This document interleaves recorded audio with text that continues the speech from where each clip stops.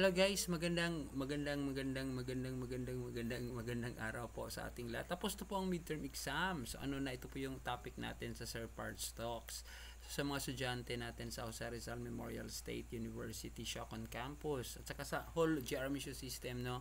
Tapos na po ang midterm exam. So ano na. So ito guys, ito yung anong gagawin ninyo, ano ba ang gagawin natin tapos ng exam, magsi-celebrate ba, maging malungkot or ano. So ito guys, kinakailangan alamin natin yung ano, katapos ng midterm exam, dapat alamin natin ano yung kuha natin, saan tayo nagkamali. Importante yun guys sa learning natin, saan ba tayo nagkamali. Yan, kung di natin na perfect yung exam, may mga mali talaga yan. Kaya't kailangan natin na ano yun guys, kailangan natin na tingnan ano yung saan tayo nagkamali para ano siya. At then ano, pagkatapos pa na ng midterm exam, magkaroon yan ng midterm grade. So kailangan puntahan mo yung teacher ninyo, yung instructor or professor ninyo, puntahan nyo para makita yung grades ninyo, no? Ano ba yung may mga kulang ninyo, kailangan malaman nyo.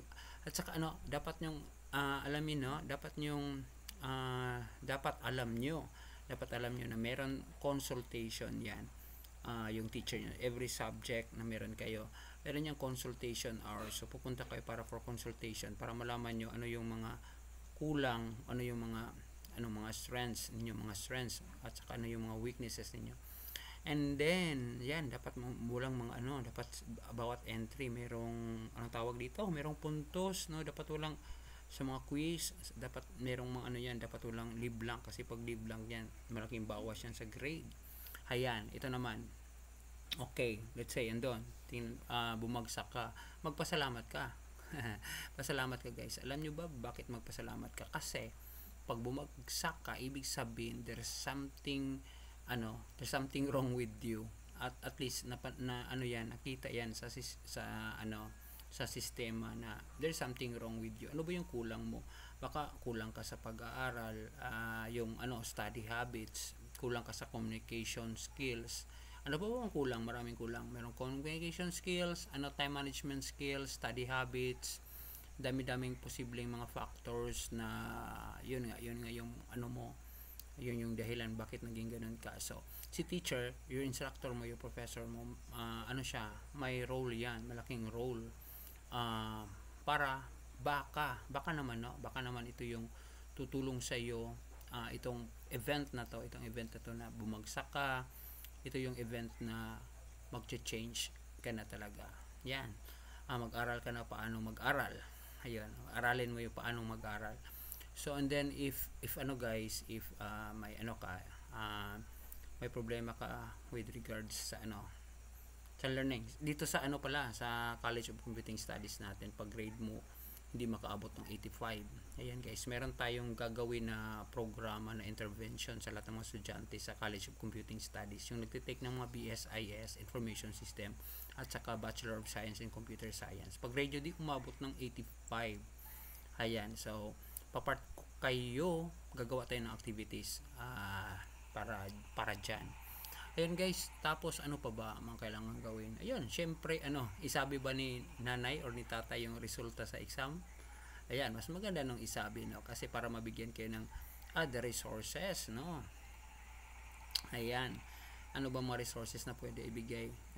Bibigyan ka ng extra na budget para pang internet, para gagana, para makapag anong tawag dito, nakapag-aral, no. Kasi pwedeng magkaroon, dapat pala alam mo gumamit ng ChatGPT. Marami mga estudyante alam nila yung ChatGPT, pero paglagay ng prompts doon sa ChatGPT hindi nila alam. So dapat aralin din yun, no, kasi malaking tulong yung ChatGPT as a tool for learning. Ayan guys, yun yung mga dictionary ninyo, mga other skills na kulang dyan. Ayan, so huwag kayong matakot na pumunta doon sa teacher ninyo at hingin yung resulta. At saka yung mga papers pala ninyo, yung mga kailangan meron kayong copy doon, kasi baka magkamali ng mga entries. Alam tao naman yung mga teachers, posible yan na magkamali, no. So pwede nyo i-check, ma'am, baka naman. Ayan, baka naman. Ayun guys, so maraming salamat sa time po ninyo. At hopefully guys, yung Sir Parts Talks natin target natin yung audience natin, mga estudyante, no? Mga estudyante natin. Ayan, at saka guys, baka during the exam, kulang ka ng kain, kulang ka ng tulog.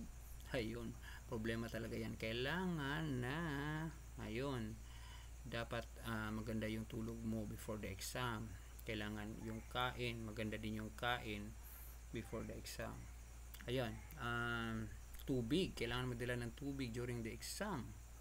Ayan guys, so shout out sa mga estudyante ko pala. Ayan, congratulations sa inyo sa mga pumasa at saka hindi pumasa. Congrats pa din, no?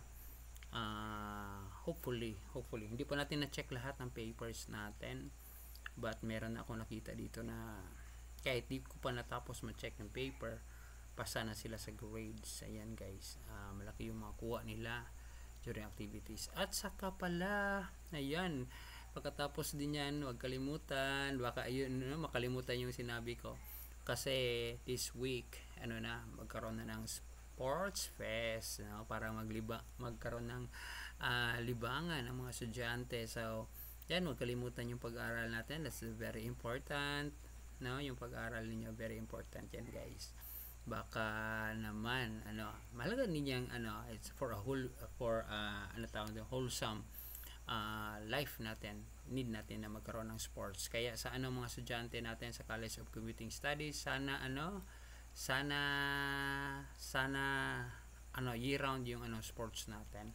Yung mga clubs na sinabi ko na gawin niyo na magkaroon ng mga clubs, sana working lahat ng mga clubs, at year round po na meron tayong clubs natin. Meron tayong mga sports clubs, may singing club, dancing club, ano pa ba mga club meron din, Mr. and Miss Club. Ayun, para year round na siya. Ayan guys, ayan, maraming salamat talaga sa inyong lahat, and excited ako tomorrow.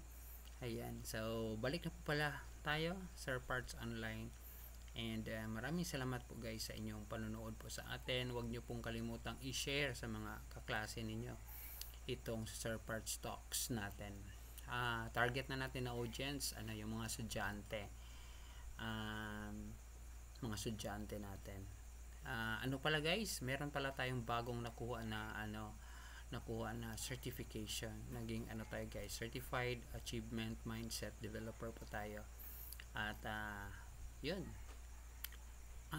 tutulong po tayo sa mga estudyante na yan, maging maganda maging maganda po yung nila, maging maganda po yung pag-aaral nila. Ito pala po guys, si Sir Parts, your lifelong learning buddy po. Always remember, learning is lifetime. Bye bye.